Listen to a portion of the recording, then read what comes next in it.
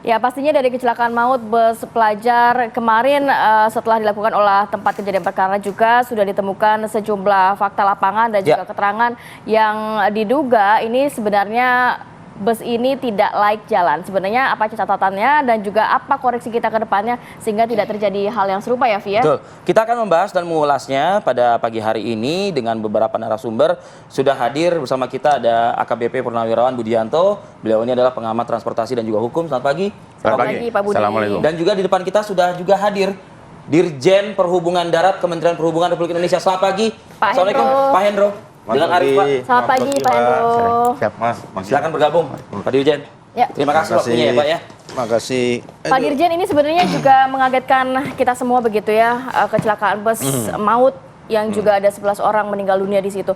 Catatan dari Kementerian Perhubungan setelah evaluasi Ada dan juga investigasi pendalaman juga, atau investigasi seperti apa, Pak? Ya, terima kasih. Yang pertama, saya turut berduka cita, prihatin dengan kondisi situasi kemarin ya. Investigasi pasti kita lakukan dan itu sudah dari kemarin kita investigasi sampai ke Wonogiri. Karena ini kan bisnya ada di Wonogiri yang berusaha sampai ke sana. Ya. Kami menyelesaikan dari kewenangan kami sebagai Dirjen Perhubungan Darat berkaitan dengan masalah kelaikan, perizinan dan sampai ke akar bis dari mana, tahun berapa, karoserinya bagaimana. Ini semua mulai dari kemarin dan sampai hari ini kami investigasi kepada pemilik bisnya itu untuk mencapai titik terang secara menyeluruh dan untuk menjadi pelajaran dan evaluasi serta mengambil kebijakan untuk yang lainnya, bukan hanya kasus ini saja. Itu kami kerjakan dan siang ini juga bersama KNKT juga sudah turun hari ini untuk bisa mengecek secara keseluruhan apa sih penyebabnya terjadinya kasus ini. Itu. Oke, Pak Dirjen, 3 hal yang mungkin kalau saya dan Ratih ini mengatakan bus ini sebetulnya tidak layak untuk beroperasi begitu, Pak. Satu adalah tidak ada izin. Nah, saya mohon dibantu izin apa yang dimaksud ini. Lalu yang kedua sempat mengalami remblong 2 kali katanya begitu. Lalu yang ketiga, Pak, itu dia. Bapak mengatakan tadi kan di Wonogiri. Lalu ini ternyata sudah dibelilah oleh pengusaha di Bekasi yang kemudian digunakan oleh anak-anak di Depok ini begitu. Silakan mungkin Pak Dirjen ini kita terang benderangkan Pak informasi. Belum lagi kabarnya bus ini juga ada perubahan atau modifikasi spek sehingga mengganggu stabilitas, Pak. Oke, terima kasih. Jadi benar bahwa setiap bis yang beroperasional itu harus berizin. Kalau dia antar provinsi dan pariwisata itu perizinannya ada di Perhubungan Darat. Kalau dia beroperasi di provinsi ada di Dinas Perhubungan Provinsi. Itu tingkatan perizinannya ya. Gunanya untuk kita mengontrol.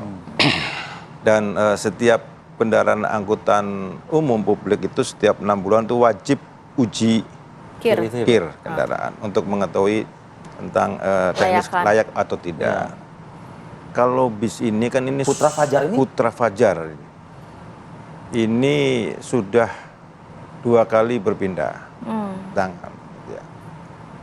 Dan yang terakhir ini dia tidak melakukan pengurusan perizinan dan tidak melakukan ujinya udah mati tanggal 6 Desember tahun 2023 kemarin. Ya. Jadi kontrol. Kalau setiap yang diizinkan oleh kementerian maupun dinas pasti ada kontrol. Gitu, ya. Pasti ada kontrol. Ini di luar kontrol. Ada pengawasan lagi. Ada pengawasan. Dan dari kir itu juga bisa diketahui bahwa sebenarnya mobil ini atau kendaraan ini bermasalah atau tidak begitu ya? Iya. Laik atau tidak jalan ya? Tadi yang sampaikan bahwa terjadi 2 kali itu ya karena selama ini tidak pernah dirawat dengan baik, tidak pernah dilakukan uji kir. Yang salah siapa? Apakah pengemudinya, pengusahanya, pemiliknya yang salah?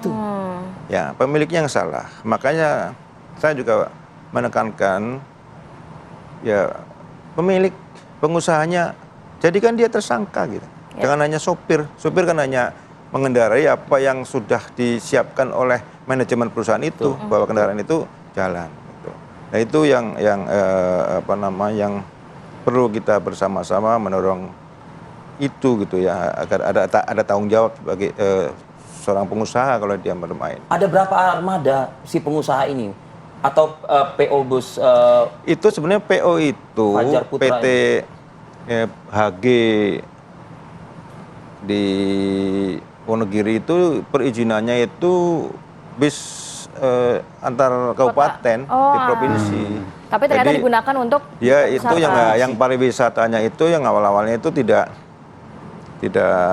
ada pengurus perizinan untuk pariwisatanya itu. Jadi kami tidak bisa memonitor tentang perizinan itu gitu ya. Ya itu yang kita sayangkan masalah tanggung jawab. Iya.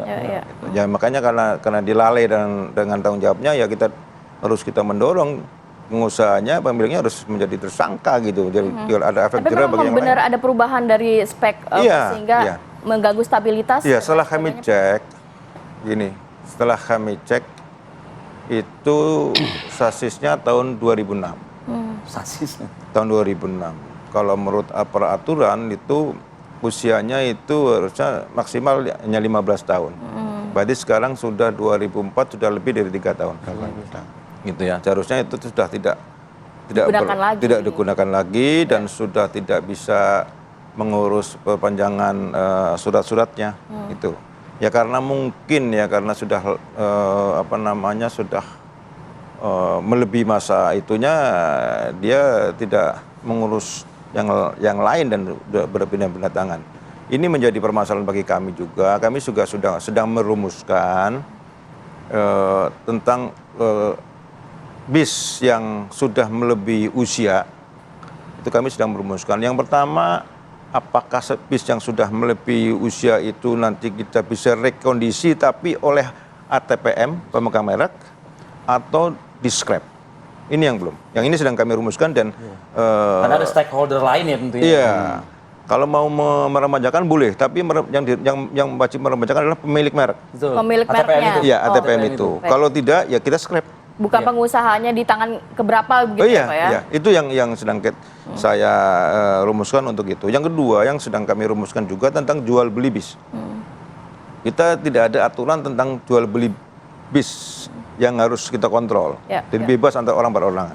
Ini sedang kami rumuskan untuk setiap jual beli bis harus ada clearance dari Hubdat. Kita ada variabel di situ. Berapa usianya, bagaimana Ada badan usahanya. bagaimana perawatannya selama ini bla bla bla bla. Kalau memang semua variabel lebih terpenuhi, silakan pindah tangankan. Dan untuk bis pariwisata sendiri Pak, kabarnya ada sekitar 16 ribuan yang ada di Indonesia, tapi hanya 10 ribuan yang memiliki izin dan lain sebagainya ya? Iya. Itu akan nanti juga semakin ketat untuk bis-bis pariwisata? Iya, kami kan sudah koordinasi kerjasama dengan Menteri Pariwisata. Nah, jadi di setiap tempat-tempat wisata itu ada petugas dari pariwisata yang bersama kita mengecek kendaraan di pariwisata. Ketika ada bis sama Menteri Pariwisata sama ngecek. Kalau memang tidak laik, dilaporkan pada petugas yang ada di situ, baik kepolisian atau maupun dinas perhubungan di lokasi atau di wilayah sekitar itu. Memang banyak kendala yang kita hadapi ketika hal-hal seperti itu dilakukan walaupun sudah dilakukan. Hanya kendalanya salah satunya adalah ketika kita menemukan bis itu laik, bagaimana proses penggantian bisnya. Ini yang kendala, tapi terus kita rumuskan bagaimana langkah selanjutnya untuk apabila kita menjumpai yang tidak layak jalan. Tapi saya juga mengimbau karena banyak yang nakal, ya kayak pemain-pemain ini kan pemain nakal. Dia kalau pengusaha yang di bawah Organda itu dia protes, itu dia bukan pengusaha Pak, dia pemain.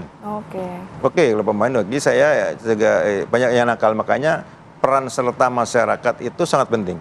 Kami sudah membuat aplikasi namanya Mitra Darat atau Spion 6. Ya, silakan masyarakat misalnya kalau menyewa bis, buka aja aplikasi Mitra Darat. Lihat daftarnya. Ya, kalau masukkan nomornya, kalau masukkan nomor pertama terus tidak keluar datanya, berarti itu ilegal. Nggak usah dipakai dan minta tukar kepada pengusaha itu untuk bis yang nomor yang maksudnya adalah nomor kendaraan. Nomor kendaraannya.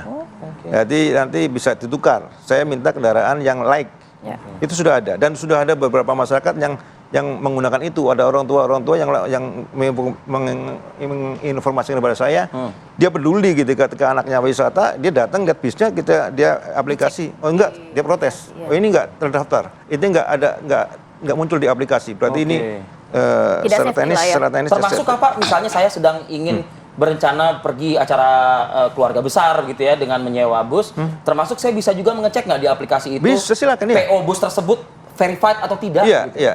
Jadi lihat kan sudah datang, bisnya kan dilihat nomornya. Misalnya namanya PO apa gitu misalnya. Ya, PO itu bisa berubah-ubah, tapi nomor itu dimasukkan saja, nanti kan keluar bahwa kalau memang itu terdaftar dengan baik, terus ujinya Bisa juga kita ketahui. ada situ. Oh ini sudah ada, berarti oke. Aman. Berarti sekarang Aman. semua itu online ya? Ya kita coba itu untuk salah satu untuk membantu masyarakat. Antisipasi juga ya? Antisipasi kan Oke, kita tidak bisa mengecek satu-satu kan, dengan sekian ribu, tapi masyarakat bisa mengecek sendiri gitu. Ya, baik. Dan si PO Fajar Putra ini dengan nomor polisi AD sekian-sekian ini memang tidak ada di aplikasi tersebut ya Pak? Tidak ada, blank. Oke. Blank, dan di data itu juga muncul bahwa ini terakhir tanggal 6 Desember. 6 Desember itu ya. Ya, Oke, saya bergeser ke Pak Budianto nanti Pak. Ya. Hari ini itu kalau nggak salah sejumlah pejabat dari Polda Jawa Barat bergabung juga dengan Polres Subang begitu akan melakukan gelar perkara ini. Ya. Sambil juga mungkin menunggu hasil TAA gitu ya. Nanti kita akan coba ulas dengan Pak Budi usai jeda periode berikut, kami akan kembali.